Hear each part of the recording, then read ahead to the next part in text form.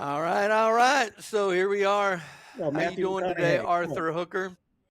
You did a little Matthew McConaughey to get started. Talking about all Yeah, right, was all right. that Matthew? I didn't mean to fall into that. That's so overused, so I kind of try to stay away from that. Well, But people right have when I seen said me. the They second all think it. right, I knew I'd kind of fallen into that. Dang Well, I it. mean, I brought it out of you. You've I been like, hate oh my God, the black Matthew McConaughey. I hate using the cliche stuff.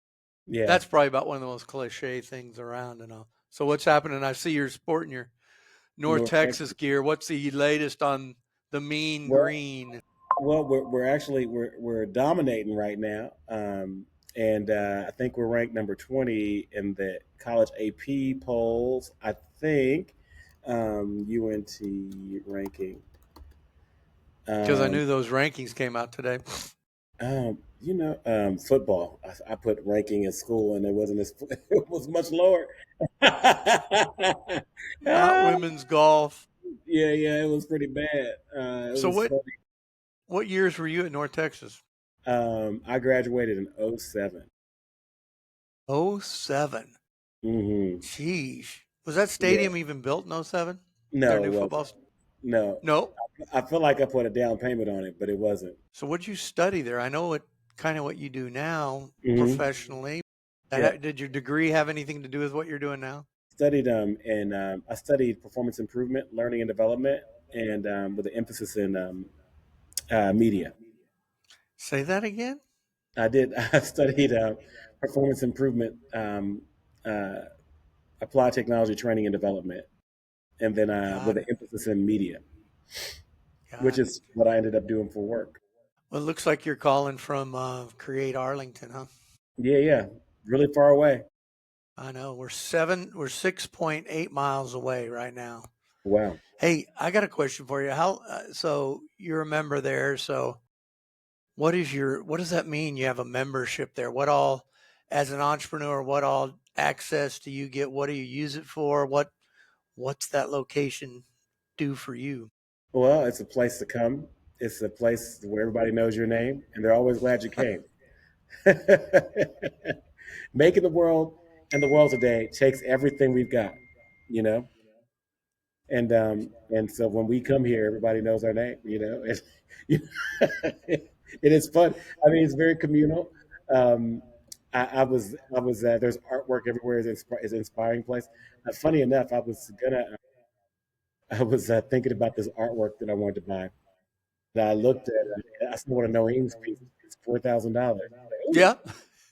Like, what time to save up? But I do want this. What's the guy's name? It's he hung out with Andy Warhol. Who's that? Basquiat. This Basquiat. Oh yes, Basquiat. Yeah, I really want that. I want that one pretty bad. So Yeah, if you talk to Stacy, I'm sure she could work something out for you there. Stacy made that. Stacy Campbell is the artist of that. It's amazing. I'm pretty sure she said that was one of her very first pieces she did in that style. She does a lot of other styles, but that black and white. Oh, I Uh, love that one. Like I really want that. Like I want to put it yeah, in my office or my house. Just like people walk by and be like, "Oh, Basquiat." yeah. So your desk is in the midst of the other Mm-hmm. artist Artist. studio spaces. Yeah. So everybody around me is painting, which kind of works because I paint with strategy and pixels. Right. So I make films and learning content and podcasts and figuring out how to make a way and make a living that way while I'm surrounded by people with paintbrushes. Yep. So I love it. I'm hearing a little bit of echo. Are you hearing it or is it okay? I am. Hmm.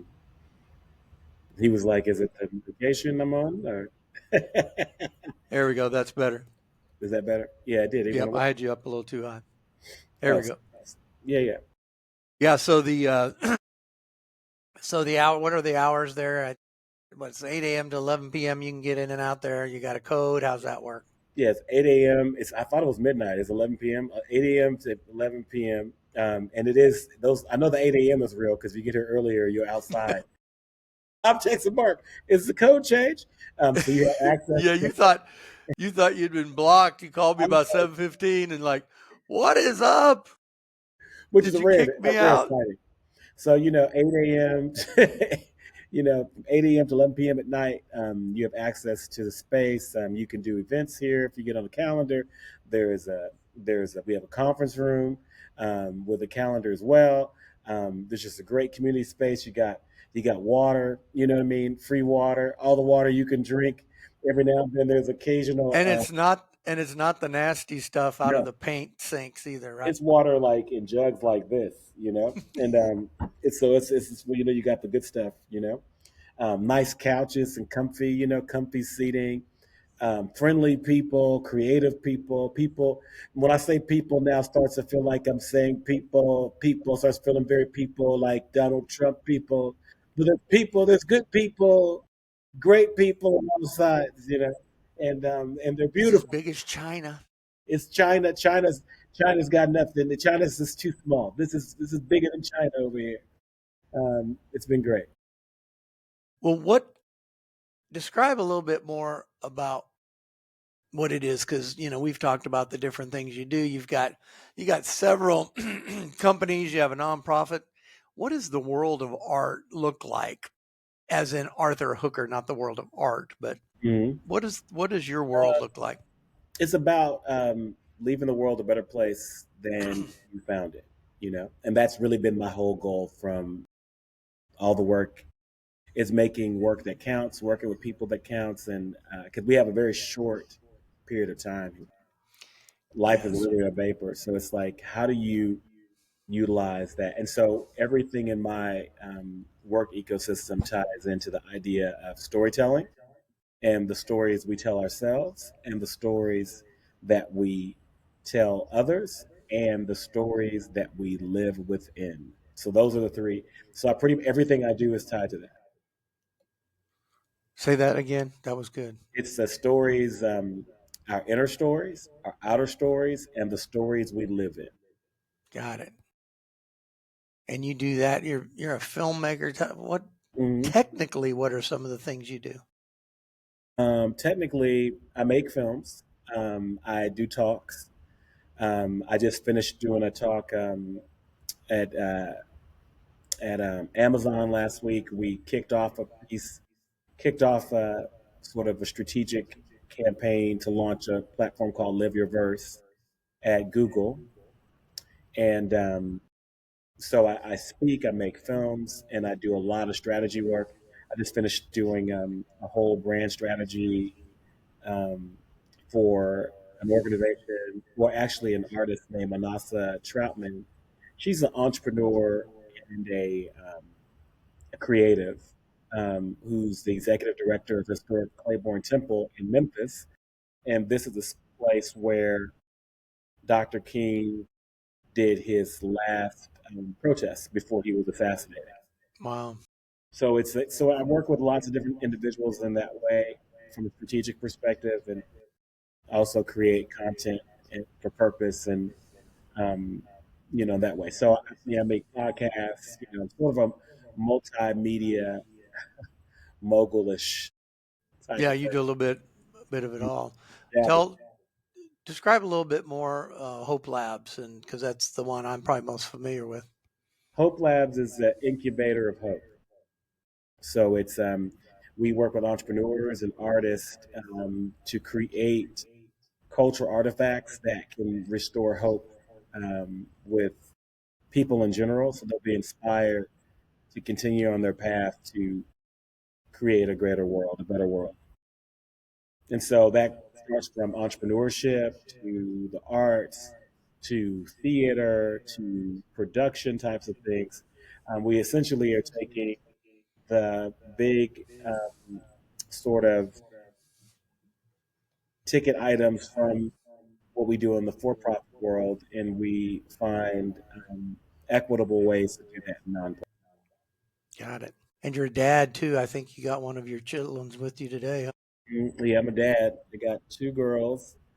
Caitlin's with me, and my She oldest ain't, is Chloe. She's she ain't not feeling so good, huh? she's not feeling well, but she looks like she's kind of she's recovering. I remember when I was sick. It seems like when I was a kid, when you're sick from home, it seems like you start feeling better. You ever notice that? You know what I'm saying? When I get sick, if I'm sick from home, like I felt terrible at school. But as soon as I kind of got home and the pressure, I think it's the pressure of school could be part of what make me sick. Oh, I know. There was nothing better than a day homesick with Judy and her soup and all the stuff. Even if I wasn't sick, she was like, Mhm. I would pretend to be, and she would take good care, which was always nice, Man, you know. it's good. Sometimes you need that time, Yeah, yeah, keep the time doing and your everything else. your wife's an educator. Yeah, she's an educator, fifth grade. She's teaching fifth grade or sixth grade. Yeah, she's fifth grade. She's historically taught fourth grade language, arts, and reading, but this year she's doing fifth grade. Does she get sick of 6, 7? Thank God, somehow I don't hear that a lot in my house, but I know that she's tired of it for sure. Because that's how I learned about it. 6, 7. I Other try kids, to they're tired of I it too. try to work it into any conversation I can when there's the Ute around, and just to Mhm. crack them up, and they're like, Yeah, "No, don't do it, old man." 6, 7. I know nothing about that. When we, There's nothing to know. It's just a total bit mm-mm, that's stuck, like a pet rock or something. There's no sensibility behind it. hmm It just happens in 6, our 7. youth culture. That's for sure.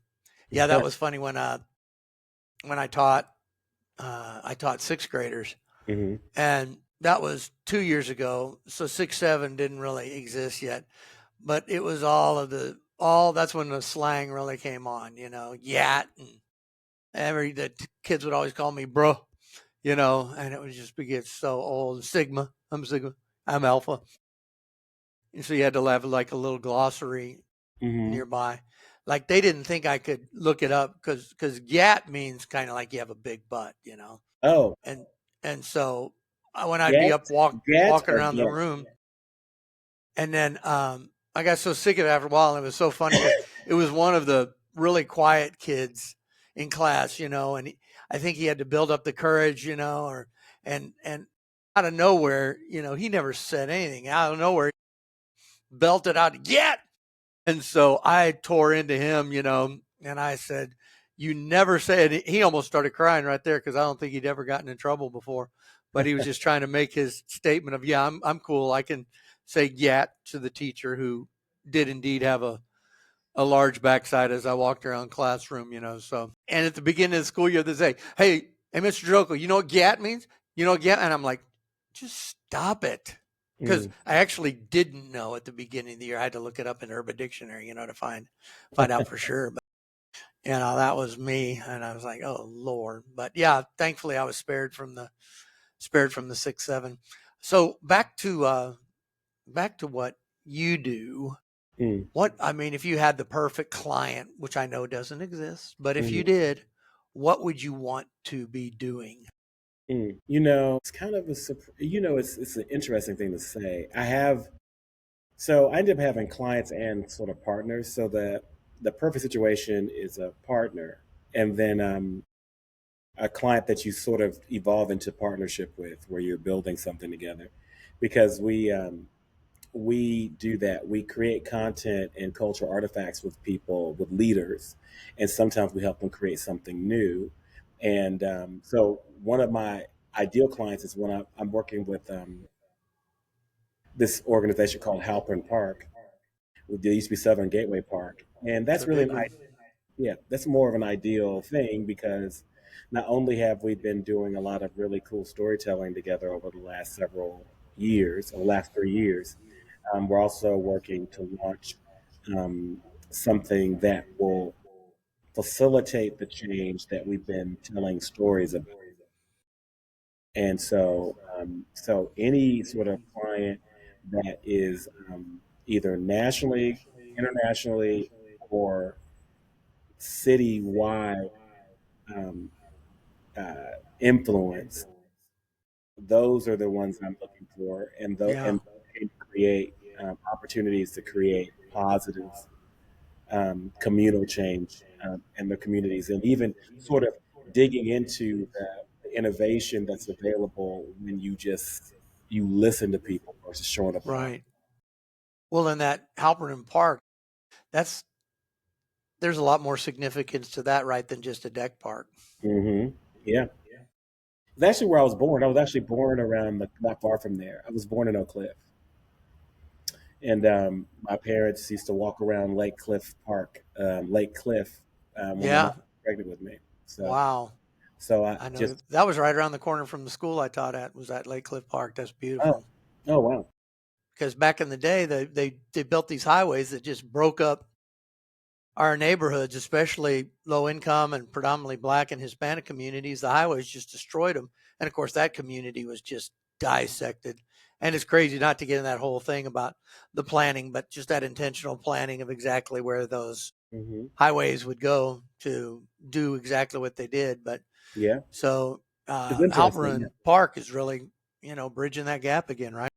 But yeah, I love it, and it's probably one of the first projects like this um, that have been intentionally created in this way, and it's been really amazing to be able to help tell that story, and and then to kind of build community with the folks that behind the scenes has been a really pretty amazing. So I'm pretty happy to be able to be a part of this. What's the time frame on that? Is that don't aren't they doing it in phases, or when's phase one or whatever going to be Phase open? one, the soft opening is April of next year, and the Really? grand That's opening exciting. is September. And so for people to visualize that, a lot of people know where the Dallas Zoo is. hmm So the Dallas Zoo is on one end of the highway, and then on the other side is like Oak Cliff, and then moving up to Bishop Arts and stuff. Yeah, But that'll connect exactly. it all back again. Yeah, it'll restore kind of a connection that because I think it was a show I watched some years ago. It was a really good show. I can't remember. It was what was it? It was a show with doctors on it, and it was a woman that was like a genius, and her forgot what it was. It was like I forgot if it was on Max or something, but it was a flashback in the '60s, and they kind of showed you step by step what happened in the show. Where it because the thing is, they set up to they drove they ran the highway through places of least resistance, and so particularly in the '50s and the '60s, certain places they we didn't have a voice, so it just was easier to do it that way. And one thing I've learned too is even though there are things that we would call unjust, I've learned that I don't think people are really thinking about like in terms of race in the way I thought they. It's really more about they wanted what they wanted, and this is what worked. So it's been interesting years later to come back and figure out how to correct or how to Oh, build. no kidding. Well, and it's a different kind of connectivity over at Clyde Warren Park. But if Clyde Warren Park is any indicator, I don't know if you saw that. Clyde Warren Park is now adding another section. Mm, I mean, and so these things, if they're successful, I mean, they could, because that canyon that goes through there, just imagine how big this Halperman Park could be if it's successful, like to that extent of drawing people for events and everything. And but we'll see. It's a great area though, because I think with all the traffic that goes over to the zoo for like the people that aren't necessarily from the community, hmm hmm but I know that just opens up the walkability for everything, on the other side of the highway to walk over that way and to the zoo and then vice versa. hmm But yeah, so do you have some of that? Where could somebody find some info on what's going on with that park? At halpernpark.org. Okay. But that's an example. So it's actually a client, and that's in your mind that kind of checks all the boxes off of what you're trying to do with your life. Yeah, yeah, I think that, and then, but it's also just building new organizations as a result of it. So Yeah. one of the things we're talking about is building something that's robust enough to where it could be a model nationally around what it looks like when not only when you do a public-private partnership and it's a park that's built, but the business that could evolve around it. Right. Yeah, that'll be fascinating because just think of all the cities that have this exact same issue because they Mhm, dug these canyons right through these communities, so it's like they're really, there's some infrastructure that has to do, but some of these areas are mhm, dug deep so down, that the park that's flush to the rest of the mhm. area, it's like top putting a lid on a can or something, Exactly. Well, I was reading in the paper today, I was thinking, man, how could I be involved in something big enough to be involved in what's next for Fair Park? They Hmm. fired all the groups they had before. 6 Well, years, they got nothing accomplished. Looks like they lost several $1,000,000 at least working with these last two groups. But now they have no plan right now. So that whole Fair Park, wow. uh, it's just dormant again, and that's one of the biggest jewels of this city. As I walk through and look at that architecture and read about the history, and it's just decaying away, Um, but that's an area where they tore down all those houses back in the 70s. Like you said, back to that path of least resistance, Hmm. Hmm. all to add just that, 14-acre parking lot or whatever. But there's so many issues going on there. They're trying to right as well. But in addition to just lifting up and rehabbing what is there with all that beautiful Art Deco. But yeah, it's just crazy reading that article about how that's just now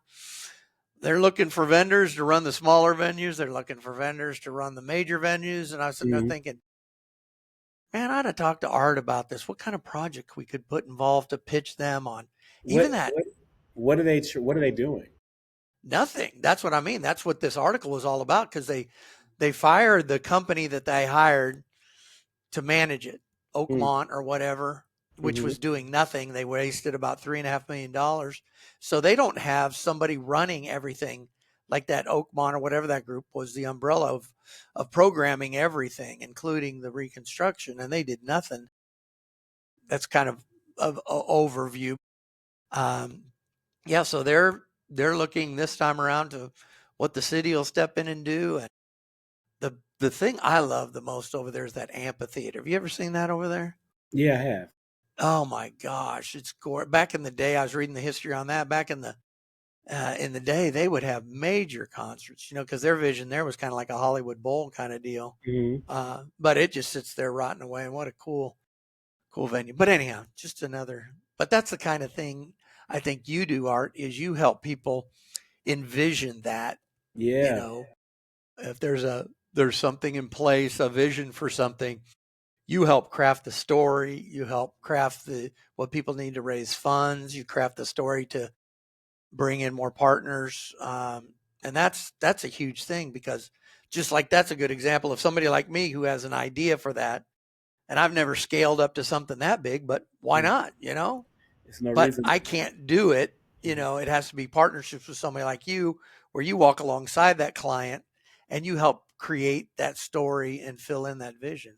Yeah, yeah, because we basically help people reimagine the future through storytelling, and then with with certain select people, we walk with them to create that new. Yeah, Yeah. And you yeah. have the artistic talent to make sure it's Mhm. compelling and Mhm. interesting and all those things. I mean, I wish you didn't have to have all that, but that you can't go out and raise 50 million just with going out and handing some black and white one sheeters out, Yeah, yeah, yeah. Not anymore. There's probably a time when you could. Yeah. That even goes back to my I just started a series on community development and Mm, um, I'm on the first session. I'm talking about the first church I worked at mm, in in St. Louis in the city there, and very low income neighborhood. And we shared the church with a Cuban church, and our church was predominantly African American. And, but our biggest problem was there was a huge hole in the belfry up there, and water would come in. The church was being destroyed. We had pigeons flying in and doing their business all over the sanctuary. So this is when I'm just my first year in the ministry. That was 1987. Can you believe I'm that old?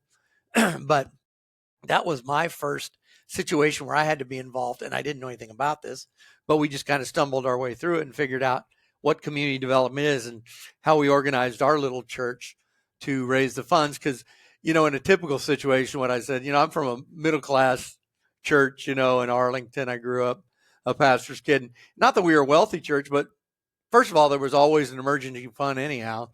But if there wouldn't, there were members who had resources.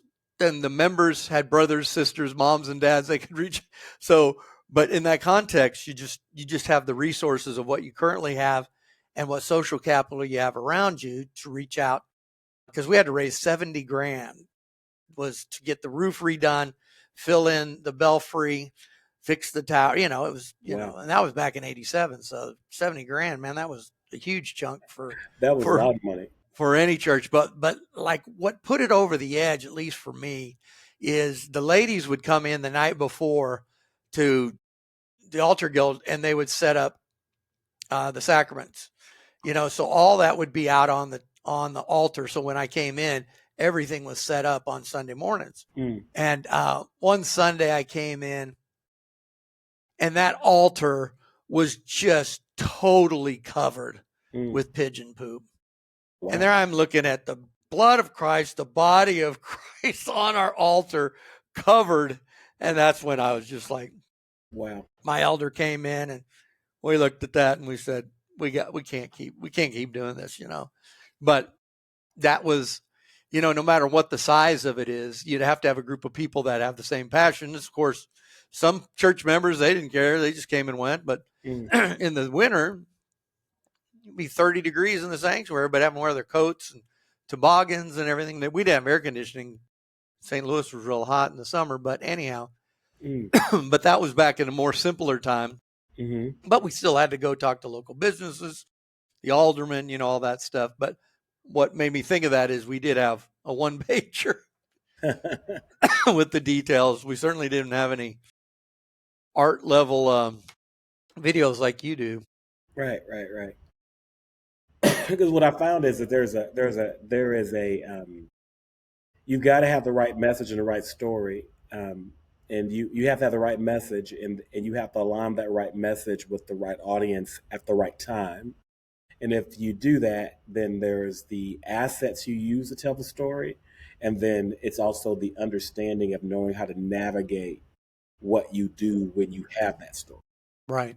Yeah. And that's half the problem, because that's, one of my big things is helping groups. You got to pick your battle. I mean, there's so many different things. I don't care if you're an organization that is political, social, religious, there's too many messages out there and everybody bites on every big issue that comes along, which there are a lot of big issues in life, whether it's the life of a local church, a local city, whatever.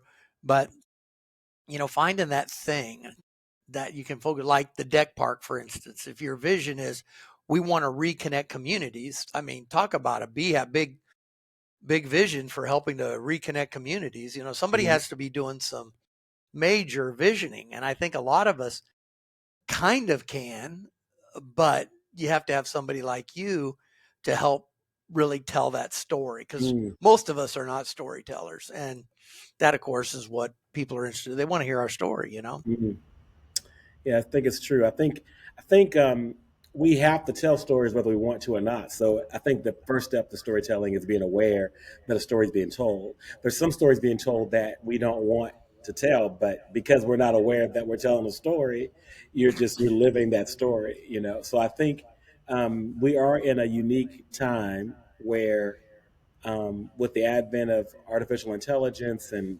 readily accessible, we have the tools to do things now, whereas in the past it would have been almost impossible. So if you